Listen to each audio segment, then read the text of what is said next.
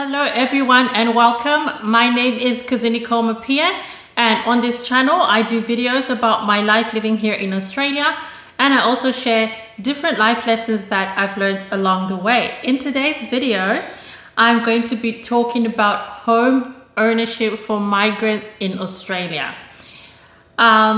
This is an exciting topic for me because I think it just highlights some of the benefits of being a migrant in another country. Well, particularly I'll be talking about in Australia and what is possible for you in those countries.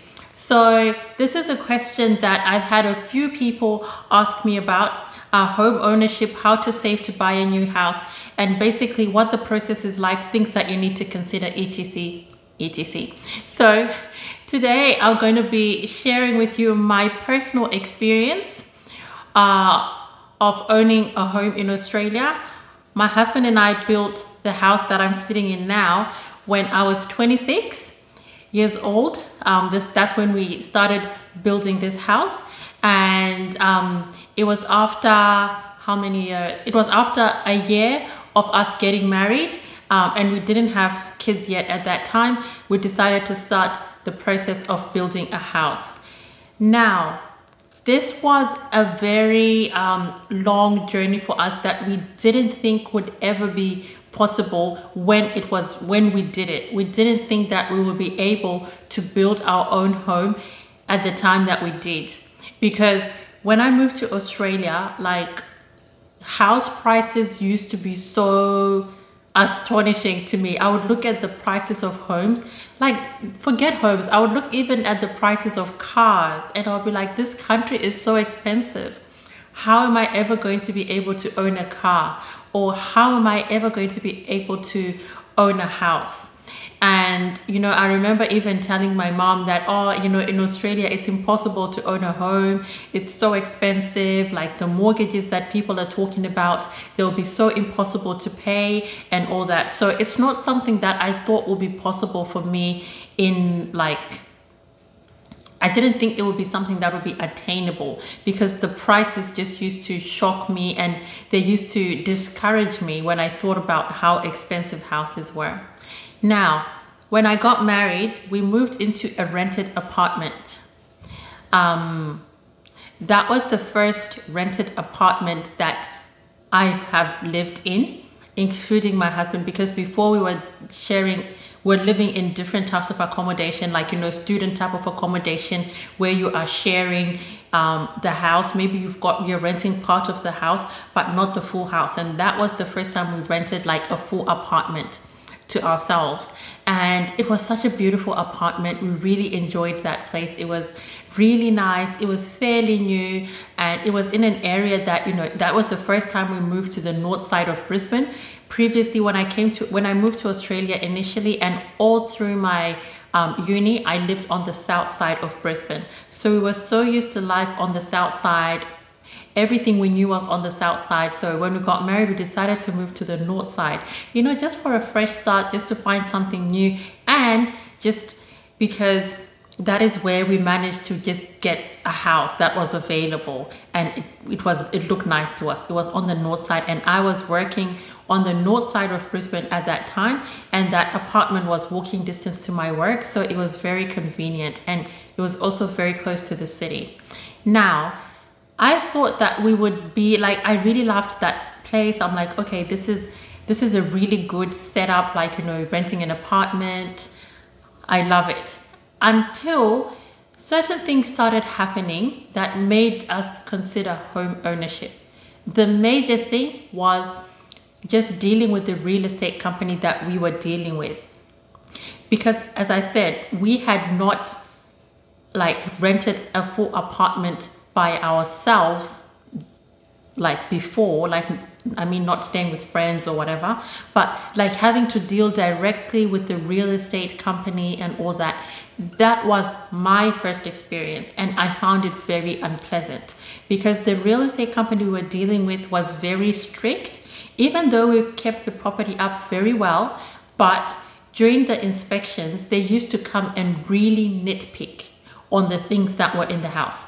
Like, we would make sure the house was sparkling clean before an inspection. And that's something that used to really, really annoy me. That, you know, whenever you get an inspection, they give you prior notice that, you know, they're coming on this date. But just to kind of clean the house so that you kind of don't get in trouble with the real estate company, I just didn't like that feeling. But we would clean the house and would clean it well. But each time the people from this real estate would come, they would just look for the smallest thing. I remember they would look, there's this other time, because we had an electric stove, and you know, it's with kind of like that glass top, and you know, with those like electric stoves, sometimes around the rims, like it can get stuff on it, or like kind of like discoloration. They would come and nitpick those little things, and they would come and they would open the cupboards. I just felt like it was a whole invasion of my privacy, and I really didn't enjoy that experience. And the other thing is, because I knew the real estate was so strict, I used to be very careful around that house because I didn't want to damage anything. So that gave me the sense of, you know, I'm not comfortable. I was comfortable, but I wasn't fully comfortable in my own home. And just knowing at the back of my mind that, you know, this is not my place. And, you know, these real estate people, they're really strict. And I don't know, like, you know, what if the owner of this apartment decides to sell it? That means we're going to have to move. Like, I like it now, but what if we have to move and we have to get a new area? And I just had this sort of, it wasn't the most stable environment that I liked. And one thing about me, I love and thrive on stability. I love stability. So I was like, you know what? The best thing for us to do is to just own our own home. And we started to seriously look into owning our own home. And we started to inquire with banks and stuff. And you know, the requirements seemed very daunting to us, because the monies that they were talking about, we didn't have those monies at that time, because we had just gotten married. And as you know, a wedding is something that's very expensive. We're newly married, like it was just a big expense to think about, and the requirements that they were telling us. But I think the push factor for us was just like, you know what, we can't keep living like this with people hanging over our heads and inspecting us, like, you know, we're not feeling comfortable and we're not feeling truly free. So we need to be really serious about, you know, home ownership and stuff like that. So we just used to think about it like that. And then we started to research more into it. And we found out that the government, the Australian government, actually has the first homeowners grant. Now, this is something that made a significant difference to us and our ability to manage to build a house when we did. Because of the first homeowners grant, what it is the government gives you money towards the first home. So the criteria is that you have to be an Australian citizen or a permanent resident, and you have to be living in a brand new home. Like, it can't be, you can't go and buy a house that someone has lived in. You won't get the first homeowners grant. It only applies to brand new homes. So that means new builds, like new built apartments, townhouses and stuff, or a house that has been significantly renovated, like it's almost new and no one else has stayed in it since the significant renovations. That's the criteria for you to get the first homeowners grant.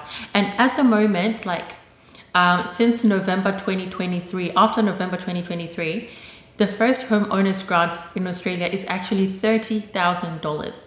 So the government gives you $30,000 towards the deposit for your first home. And that's such a significant amount. And you usually need, like, you know, there's some people who say you need 5% deposit, but honestly, you need at least 10% deposit. Like, even if you're building a house, like ideally you need 20% deposit, but you can start with like 10% deposit. So, you know, if you take that homeowners grant and then you take your other like savings and stuff, it really makes it a little bit easier. Now, that was something that really, really made things easier for us. And that was what made us make the choice to build versus buying an already existing home, because we knew that if we were to buy an already existing home, we would have to wait a little bit longer to raise money, enough money for the deposit that's required, because we wouldn't be eligible for the first homeowners grant. So that made us really make the choice to build a home. And then once we did that, we found a builder. And the other important thing is, when you're considering home ownership in Australia, is stability of employment. Because when you approach a bank and you want a home loan, they want to see if your employment is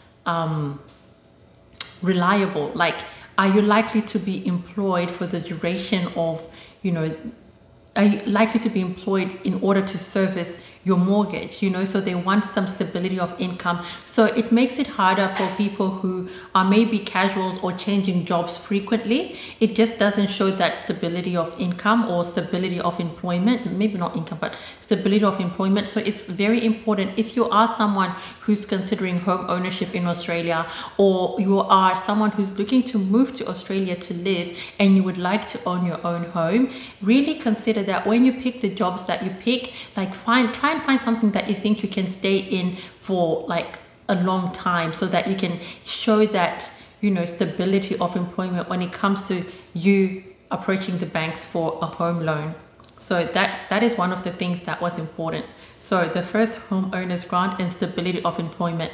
And luckily for my husband and I at that time, we had been employed at the organizations we had been employed for quite a significant amount of time. So that was really positive for us when it came to our home ownership. Another thing that made a difference for us is we didn't have kids at the time that we built a house. So we didn't have a lot of liabilities. And that is something that the bank looks at as well, your liabilities. Now, that is not to say that if you have kids, it's hard or impossible for you to own a home. It's not. It's just that when you have kids, the bank looks at those children as liabilities, just like they look at a loan or a credit card as liabilities. So if you know that you have children, try as much as you can to stay away from other liabilities, such as loans, like personal loans, credit cards, and all that kind of stuff. Make sure that you don't have a lot of liabilities. It just frees you up to be able to service your loan, and it also makes you look good for the banks to be able to offer you a home loan. So that is something that is really, really important. And then another thing that really, really helped us to be able to achieve like building a house when we did was just being focused on the same goal. Now, when you're young, like we were young then, I don't consider myself young now, but back then we were young. Like when you're young, it's very easy to be distracted by different types of goals, or trying to keep up with the Joneses, or trying to live a life that your friends are living or whatever. But I think for my husband and I, we just managed to stay focused on the same goal, that we want to be able to own our home. So that is the thing that we focused on. We were not focused on things like anything else, like having a flashy car, having flashy clothes, doing all these flashy things that can potentially cost a lot of money.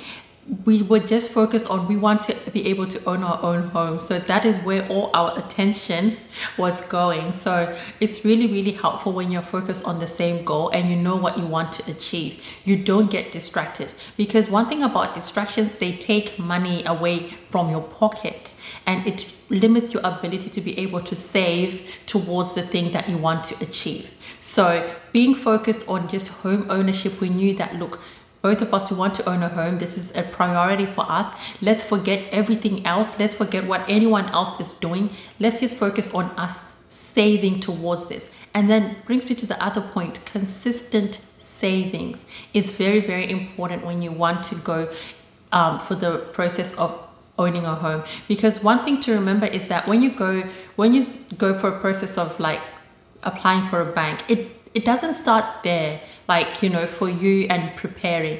It starts months or even years before, like your track record of saving and all that. So you need to be able to say, okay, maybe we want to own a home in the next year or in the next 2 years or whatever. Start saving now, start having a system of saving. So we actually had a specific amount that would put away each and every week towards savings. And those were the savings that we helped that helped us to make up the deposit for the house. So having consistent savings is very, very important. And most times, like, mortgage brokers don't even want to meet with you if you tell them even over the phone that you don't have at least a substantial amount of savings. They don't even want to come and meet you to discuss home ownership because they know that they're wasting their time. So you really need to have a culture of saving and start putting money away, just whatever you can, and gradually increase it, and make sure that, you know, you keep your expenses low and you focus just on that big goal because you need to raise the money for that deposit. So that's one important thing. And then the other thing that I think this was really something that made a big difference for us is when we approached our mortgage broker who helped us to secure the loan for this house. He was very, very honest with us, and he was very good. And he was like, you know what? This is the type of house that you can afford. Given your income, given your capacity to pay everything, this is the type of house that you should look for. Don't even go looking for houses that are like this type of fancy house. You can afford this type of house. So he was very, very honest with us. And he's like, for you to have a good life, to still be able to travel, to do other things, to have a good quality of life, you don't want to have a big mortgage. And you're a young family, so you probably want to have kids in the future and all that. So you need to consider those other responsibilities, and you need to make sure that your house is comfortable to pay for. Your mortgage repayments are comfortable for you. So he really, really helped us in that regard, because I tell you what, if he hadn't had that chat with us, I believe that part of me would have gone looking for the house of my dreams and say, like, this is, you know, this is the house this is my forever home. So the tip really is, don't necessarily look for your forever home. Once you're in the housing market, your house gains equity, you've got more flexibility, more income, like more funds to help you secure your forever home. But your first home really is your entrance into the housing market. Just have that in mind. Don't go big McMansions. You know, if you know that it will limit your capacity to do other things in life, just do what is affordable. So we picked an area to live that was affordable, that had affordable prices for land. And then we also went with a builder that was quite affordable as well. So there were other builders who were building like these nicer, fancier home with all these inclusions, but you had to pay like a pretty penny for those builders. But we found a builder that was within our price range.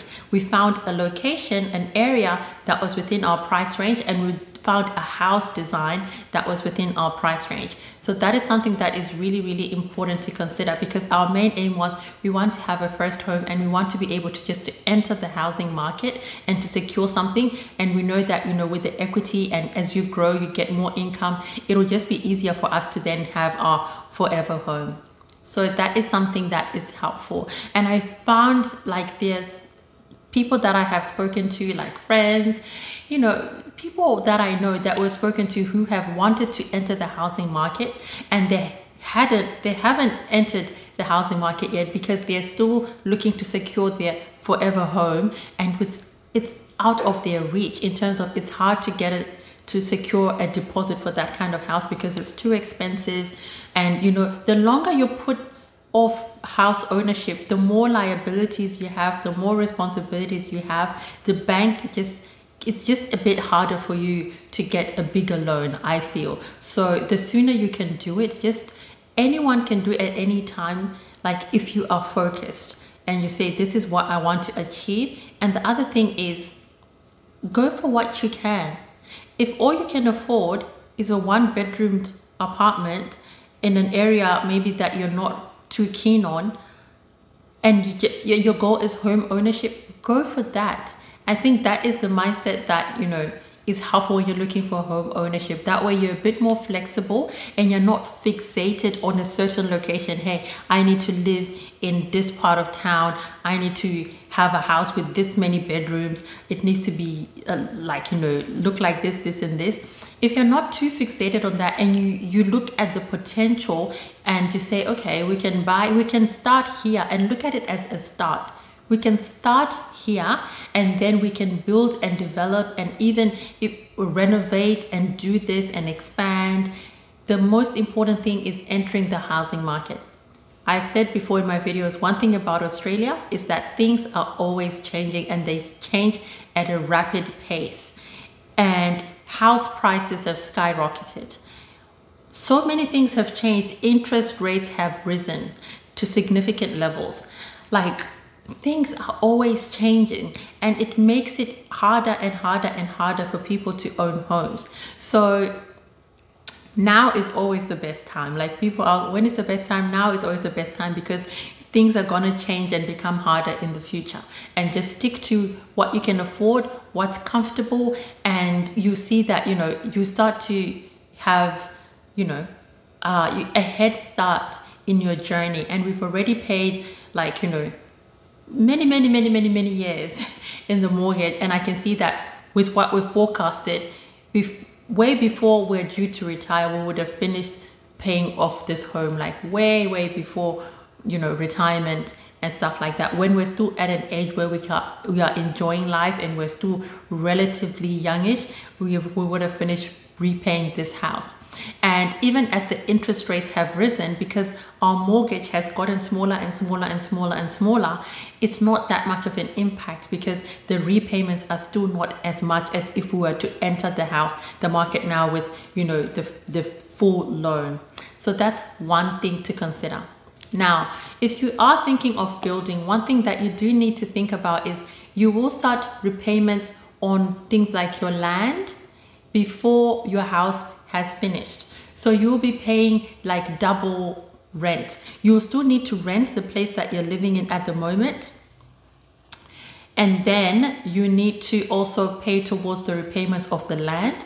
And then when they start building the house, you need to start also repaying those payments that are going towards the building of the house. So you have two lots of repayments that you need to do simultaneously. So that's why you really need to free yourself up in terms of your liabilities and keep them small, because you're going to have significant amount of money going out to service these, the home loan and also your rent. So you need to be able to free yourself up. So if you're looking at things like home ownership, if you have things like credit cards, personal loans, blah, blah, blah, blah, blah, just start clearing those first as a first step. Just get rid of those bit by bit, whatever strategy that you can use, get rid of them, free yourself up financially to be able to start that, paying two lots of rent and mortgage at the same time. And then, and with house ownership comes other bills like house insurance, all these kind of things. So, there's the cost of moving in. There's so many different costs, and even the cost of building. Sometimes there are variations, things change. They find that, this needs to be fixed, this needs to be added in along the way, and you need to pay money. You need to consider those things. So you need to know that, even if you've got your 10% deposit at least or whatever, have some more money on the side for you to be able to pay for changes along the way. And for me, I think, looking back, I really believe that building was the best option for us, because I like new things. I like knowing that I'm the first person to live in this house.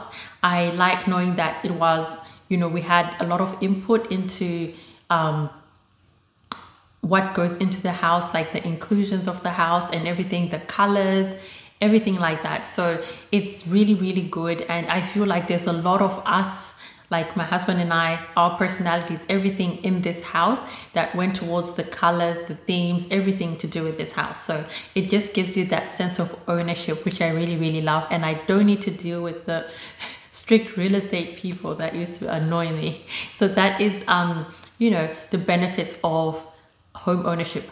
So, I mean, home ownership if you are building. So yeah, if you are looking to own a home in Australia, really consider building versus buying an already existing home, just because you have access to that first homeowners grant, which will go a significant way, a long way towards your what's this called, deposit for the house. So yeah, it's really helpful. And you know, as I said, it needs to be a brand new home. It needs to be your first ever home. So you're not eligible for a first homeowners grant if you've owned a home before. You need to be a first home owner in order to get that. So yeah, that's something that you need to consider. And I just want to encourage anyone who is a migrant in Australia and you might be feeling a bit discouraged, like, are we ever going to own a home in this country? It is absolutely possible. When we owned this home, like when we started building this home, my husband and I both didn't have the jobs that we have now. Like our jobs were lower paying jobs back then, but we still managed to save because we were focused. So it is still possible for anyone, I believe, to own a home if you're focused, if you just put your heads together and you just, you know what you're after, know what you want to achieve. Forget about everyone else, forget what everyone else is doing. Just focus on you, focus on keeping your liabilities to a minimal, and just focus on saving and making your home dream happen. So I really wish you all the best if you're looking to own a home, build a home, buy a home, whatever stage of the process that you're in, whether you're still in the consideration stage, you actually have started or whatever. So whatever stage you're in, I think that it's really possible, and it's something that I know a lot of migrants in Australia do own homes. Like they have built homes, they've bought already existing homes. So it is something that is possible. You don't even have to have a high paying job in order to do that, because as I said, my husband and I at that time, we were not in high paying jobs. Like I was in an entry level role at that time. I was in an entry level role, but I still managed to own a home. So it is something that is possible. I hope you've enjoyed that video, and I hope you found that information useful, and I'll see you in my next one.